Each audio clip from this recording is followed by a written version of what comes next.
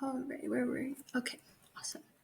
So, and then the last part of that add event listener, another option you can do is that use captures. So what that is here it is. So it's a way of event propagation. So defining the order in which an event occurs. So there's lots of ways to use this. It's not required for an add event listener. You don't need to do it, but there are uses for it that you can go over if you look at these examples.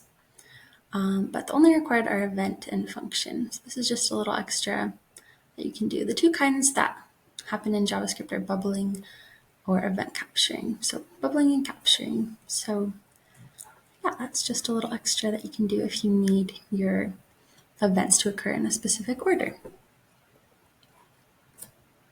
Awesome. All right, so let's get into some more examples.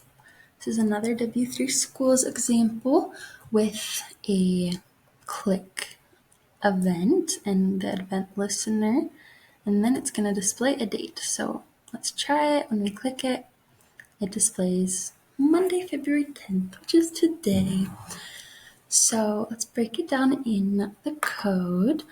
This event listener is accessing the My button. So it's actually displaying this function, right, with the display date function. So it's accessing the demo ID because that's not there before we click it, and then it's there.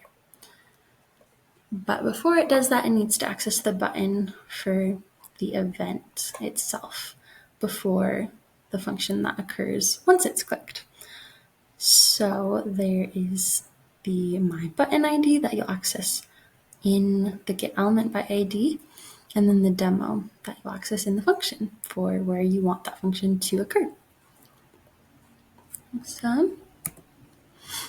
All right, and here's just an example I have from my dark mode we did with the chamber recently.